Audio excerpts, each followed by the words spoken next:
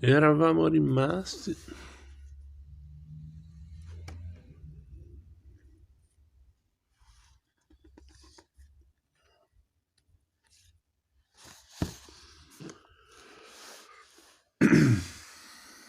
la parola a Meleto, figlio di Meleto, annunzia il cancelliere, indicando un giovane ricciuto e ricercato nel vestiere. Meleto sale sulla tribunetta riservata all'accusa. Il suo viso è alto e sofferente, come è lecito attendersi da un poeta tragico. Egli vuol far credere di essere dispiaciuto di dover infierire su un vecchio come Socrate. Giudice di Atene, inizia a dire al giovanotto, girando lentamente lo sguardo per coprire tutto l'arco dei giudici che gli sono di fronte. Io, Meleto, figlio di Meleto, accuso Socrate di corrompere i giovani, di non riconoscere gli dei che la città riconosce, di credere ai demoni e di praticare culti religiosi a noie strane. Un lungo mormorio sale dalla folla, l'attacco è secco e preciso. Meleto tace qualche istante per meglio sottolineare la gravità di ciò che ha appena detto. Poi riprende a parlare scandendo le parole una a una. Io, Meleto, figlio di Meleto, accusa Socrate di darsi da fare in cose che non gli competono, di investigare su ciò che è sotto la terra e che è sopra il cielo e di discorrere con tutti e di tutto,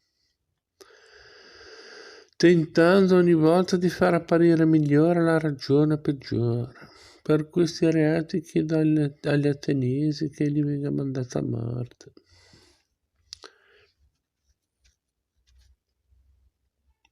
A quest'ultima frase tutti si voltano verso Socrate per osservarne le reazioni.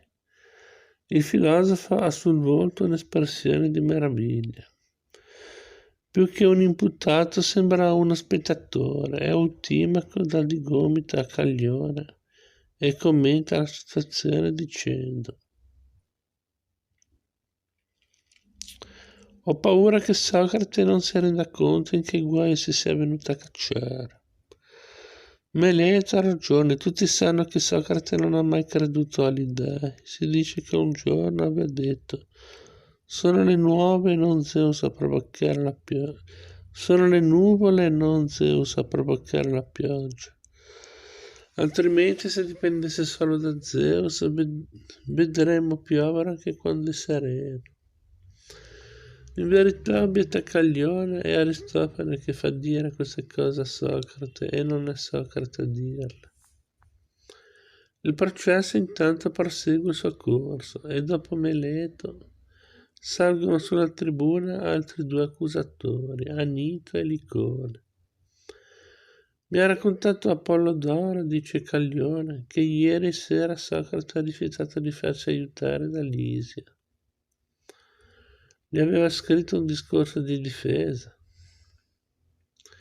Sì, e pare che si trattasse di un discorso straordinario.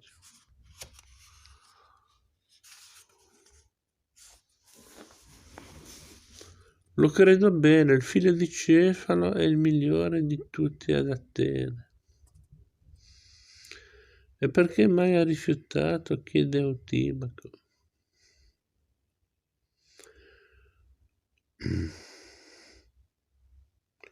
Non solo ha rifiutato, ma anche ha rimproverato Lisia per la sua offerta di aiuto.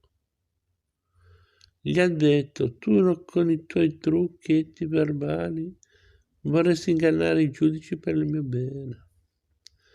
E come pensi di perseguire il mio bene se nello stesso tempo trami contro le leggi?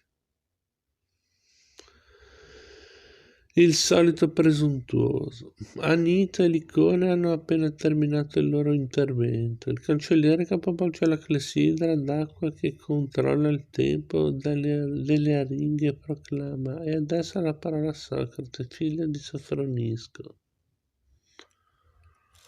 Socrate si guarda intorno come se volesse prendere tempo, si gratta dietro al collo, dà uno sguardo all'arconte re e subito dopo si volta verso i giudici. Io non so quale impressione abbiate provato voi o ateniesi a sentire le ragioni dei miei accusatori. Certo che è stata tale tanta la persuasione di costoro che se non si trattasse della mia persona anch'io crederei alle loro parole. Il fatto è che di vero questi cittadini non hanno detto proprio nulla. E adesso perdonatemi se da me non udrete un'orazione ad donna di belle frasi. Non udirete un'orazione ad donna di belle frasi. Io parlerò così come sono abituato a fare, alla buona, ma in compenso cercherò di dire sempre il giusto. E voi solo a questo dovrete badare. E voi solo a questo dovrete badare. Se le cose che sto per dire saranno o non saranno giuste. Eccolo lì che comincia con i suoi discorsi tortuosi, esclama Eutimaco dando segni di insofferenza. Per Zeus quanto mi sta antipatico. Calmati Eutimaco, lo prega Caglione, fammi sentire. Voglio raccontarvi, dice Socrate, di uno strano episodio che capitò a Cherofonte, mio carissimo amico fin dalla giovinezza. Un giorno egli si recò a Delfi e osò porgere all'oracolo questa strana domanda. C'è qualcuno al mondo più sapiente di Socrate? E sapete che cosa rispose Apollo Pizzo? Non c'è nessuno al mondo più sapiente di Socrate. Immaginatevi la sorpresa quando Cherofonte mi riferì il responso. Che cosa avrà mai voluto dire il Dio? Io so di non sapere né poco né molto, e dal momento che il Dio non può mentire mi chiedo che cosa avrà nascosto sotto l'enigma. Di ciò può essere testimone il fratello di Cherofonte, già che lui non è più tra i vivi. Io vorrei sapere che c'entra tutta questa storia di Cherofonte con l'accusa di impietà, sbotta Eutimaco. Se c'è qualcosa che non sopporto in Socrate è proprio il suo modo di prendere le cose tanto alla lontana. Solo per questo lo condannerei a morte. E per capire il messaggio del Dio, continua Socrate con la massima calma, mi misi in giro e andai da uno di quelli che hanno fama di essere sapienti.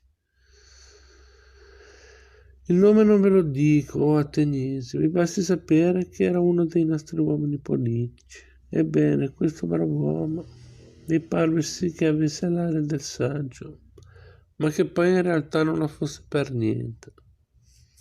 Allora provai a farglielo capire e lui per questo mi prese in odio. Subito dopo mi recai da alcuni poeti. Presi in mano le loro poesie, o almeno quelle che mi parevano migliori, e allora domandai che cosa volessero dire. Oh cittadini, provo vergogna nel dirvi la verità. Chi ragionava peggio su qualunque componimento poetico era proprio il suo autore. Dopo i politici e i poeti mi rivolsi agli artisti e indovinate che cosa scoprì? Che costoro, coscienti di esercitare bene la propria professione, pensavano di essere sapienti anche in altre cose, magari più importanti e difficili.